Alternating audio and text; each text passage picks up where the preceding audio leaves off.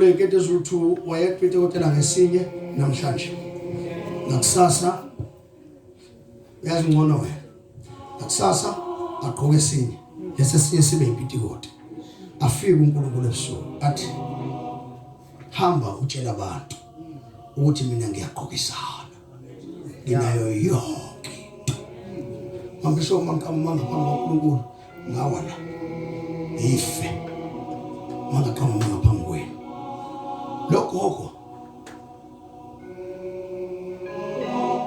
athi uNkulunkulu utshela abantu futhi ukuthi indoda iyakwazi ukuhlala kwakho ingayi ekwamanye amakhosikazi esho indoda yakhe ihlala mina ngikhuluma ngokukholwa uJesu no ingcono le yakho ngoba wena uyadla uyamazi baba ngokuvilazi amahlobo Pasarwan, awulisarwas. Siphuma simemeze emgwaqeni. Sithozana nibone. uJesu okwazi ukondlala. Mase sifike ekhaya ukudla kukho. Sipheka uphuthu, bazalwane. Sipheka uphuthu olungena khaya. Sithi sathi sapheka nje selivuthiwe uphuthu. Vele ngene umzalwane, athi uthule ekhaya. Athi uNkulunkulu phaka.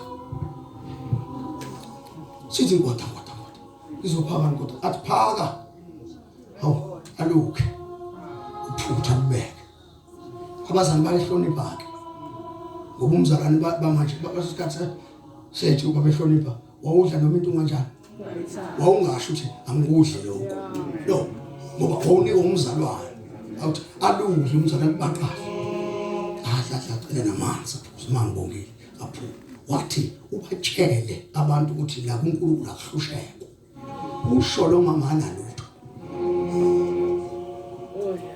waphila logogo lento wathi ngelilanga esekhala uNkulunkulu ngenzeni emhlabeni wathi uNkulunkulu awenza ngalutho isibuso sakho siyeza sizochechima wena tshela abantu ukuthi mina nginako konke esho engena lutho bazalwane ngiyakhumbula ngamukela uJesu kulezo nsuku sasithandazela khona sizokuthi senze ama-camp sasihlala khona sosalwazi ongalimala mtheni mawuthi uyasixoxela ukuthi gogo bengithandazela abantu bekhuleka phansi behlanza amadliso sivele siphosi izweni wena lapho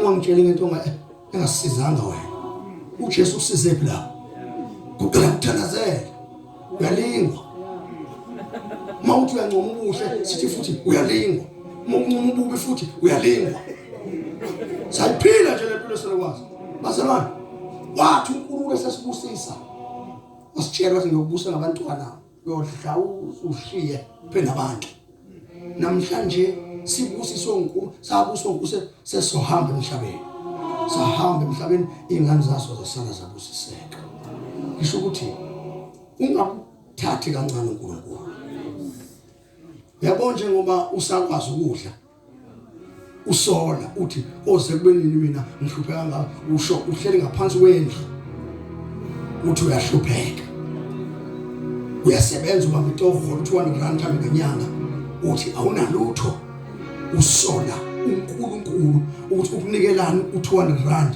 engane uNkulunkulu wathi into lamaphosa ekubona usenkingeni wathatha imali ngamaphosa wayinikeza wena uNkulunkulu loyo owenza futhi umbongo uNkulunkulu ngalento akwenzeleyo ayincane lento uNkulunkulu akwenzeleyo ufuna izinto ezinkulu esontweni uyozithatha apha into ezinkulu ufike ukubonga ezincane uyombona kanjani uNkulunkulu ukuthi kwenzela izinto mawuhluleka ukubonga into encane uthi yini yona lento yini yona lento yini yona le oqala ngihole imali mina emsebenzini usola uNkulunkulu uzokuthemba kanjani uNkulunkulu ento uzokubona kanjani uNkulunkulu akunikeza izinto ezinkulu kanti wena uhlulekile ukubona izinto ezincane akwenzele zona ngithi mina ake wehle kancane wehlele enkosini ake wehle nje kancane uzothi inkosi ngiyazibona ububi bami ngidinga wena namhlanje and mawusho njalo insindiso isifikile kuwe siyathandaza ngisize Nkosi ngibonge. Hawu Jesu ngibonge. Ngibonga nje ukuthi lento ngiphe yona bengamfanele kodwa wangenza. Omunye nefoni athi uthi usigedlembe kodwa uNkulunkulu wamnikeza ifoni. Uyibiza ngani? Usigedlembe. Yonke into oyifunayo ukuyenza kule foni njani uyayenza kodwa uyamsola uNkulunkulu owenza uxhumane nabantu. Ubiza izinto zikaNkulunkulu ngosigedlembe. Uzokuthemba kanjani uNkulunkulu ngezinto ezibizayo kanti uyahluleka ukubonga izinto ezincane uNkulunkulu akwenzela zona. Ngithi nake wehle kancane. Hleze inkosi ingakufundisa ukuthi ake ubonge uNkulunkulu. Uthi ngiyabonga Jesu ukuthi insindiso seyifikile kwami. Ngoba mase ifika insindiso uzoshintsha ukucabanga, ushintsha ukwenza. Musumsolo uNkulunkulu. Lento nayo uyiphiwe ezulwini. Ibonge injengoba injalo. Cela